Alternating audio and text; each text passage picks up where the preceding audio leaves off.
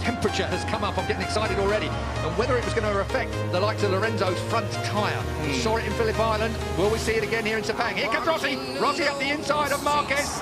He'll take no prisoners, and the roar is wise, but not enough. He's going to hold it. A shootout down to the left-hander. Rossi holds it. Marquez wants it. These two, no love lost anymore. It's a straight war between these two. I did not expect to see the wall. You see Marquez lose the rear there. Marquez lost the rear. He got on the gas and round it went. We've seen him down his elbow. He's got problems. He can't help that. He tore his elbow out in qualifying. If you saw that particular footage, it was unbelievable. He should have gone down. He didn't go down. And now Marquez is chasing Valentino Rossi. Rossi limits the damage that Lorenzo is inflicting at this point. In terms of the points, Rossi's wide. Whoa. Rossi's wide, but he holds it. He does indeed. That's just, I think, where that M1 Yamaha likes it through there. Out wide now, down towards the apex. I didn't expect to see these two tangled up. I thought the Hondas would be off, and we'd be talking about Rossi versus Lorenzo. That was, of course, the smart money. We're through turn 12. We're on to turn 13. On to turn 13 now. Lorenzo's closing in on Pedrosa. Pedrosa. I wonder where Danny sits in all of this. Danny would look like to win a couple more. Yeah, his first pole for some time, over a year for a moment. Let's look down on what's going on at the moment. Dovizioso still in fifth place. Crutchlow is still fifth. Bradley Smith up to seventh. That's a good ride for Bradley at the moment. He's qualified, went better than his free practice. Oh, Valentino out wide, and Marquez gets underneath him. Now it's a straight shootout down towards turn one. These two are absolutely at it, aren't they? Off track and on. Honda does not last past. Oh, yes, it does. Does now. On the brakes. Marquez, did he make the apex? Barely. Just. Valentino, there was a yard, and Valentino took it. We're going to see that all the way through. And of course, what's going to happen while these two are playing like this? The front two are going to clear off. Are you accusing Marquez of playing with Valentino Rossi so Jorge Lorenzo could escape? It was the wrong words. I take it back. There's no playing going on here. They're both as serious as they can be. Here comes Marquez up the inside, and that blocks off Valentino again. This is an absolute war. We saw them come together at Argentina when front wheel touched back wheel. That really cost Marquez. It slung him up the road massively. This time, look at that. That's tough. Very fair. No, it's fair. Of course. Tough, but fair. Brilliant motorcycle racing. Two of the very best in the world. An icon, a legend. Two of the best up by a youngster. Two of the best we've ever seen in the world. So, Sepang, if we've got any Formula 1 fans in the crowd, certainly here at Sepang, you're going to see more passes in this lap between these two. You've probably seen the entire race on track. That is turn 9 up there. Oh, now, that through 10, rising up to 11. Quick nod to Marco Simoncelli here, and again, Valentino Rossi. He lost the front, he looks to the right, he lost the front, and through comes Marquez again. These two are at it. This is walking. One is 22, one is 36. It is an incredible fight between the Spaniard and the legendary Italian. And meanwhile, Pedrosa and Lorenzo are clearing off into the distance to dispute the lead. It is a 7/10 lead last time at the line. We'll wait and see whether Lorenzo... He has closed it down. Yes, Lorenzo is chasing Pedrosa and he's closing it down. Marquez now in third place has the better of Valentino Rossi. Wide again. But he pulls that Honda. He wants to get that Honda to that apex, up on the fat bit, fire it out of there. +2, Marquez. That says it's on Lorenzo's board. Down then towards turn 1. Still Danny Pedrosa and Jorge out front. What an incredible few opening laps here. 20-lap race. We're already with only 15 to go. Take a look at this. Here comes Valentino. Marquez early on the gas. He's not going to allow Valentino the opportunity. Did Valentino actually headbutt the back of the Repsol Honda? Involuntarily. Through. Oh.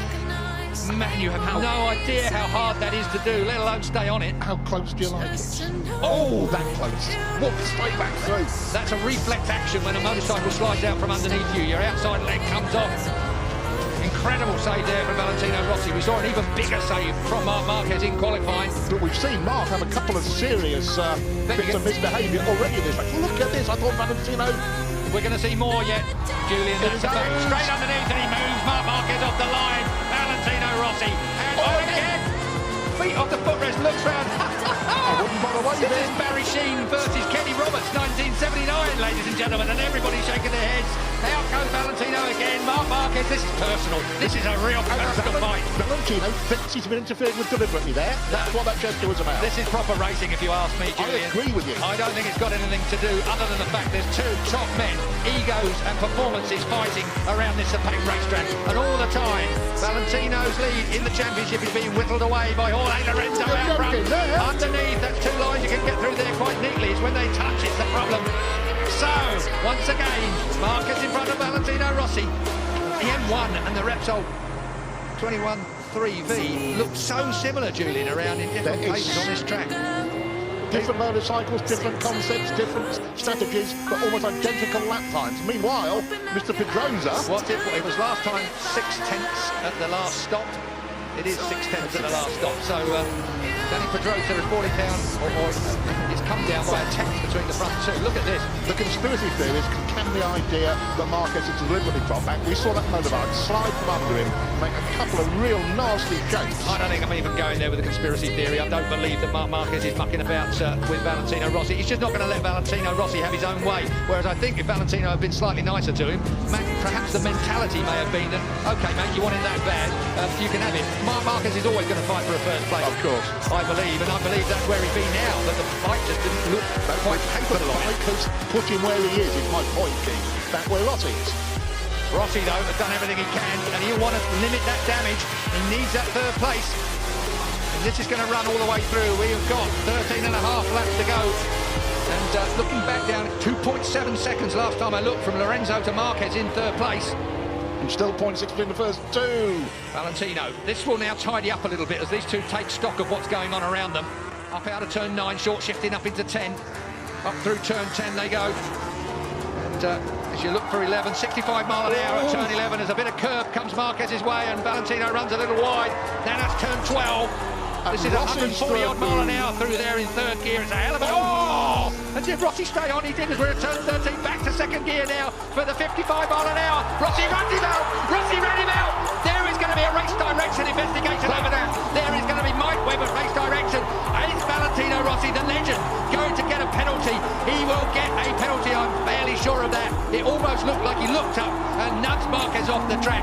This is controversy that moves onto the track. We have had all the controversy off track and in the press conference. Now we have got real trouble coming away. Let's have a look at it.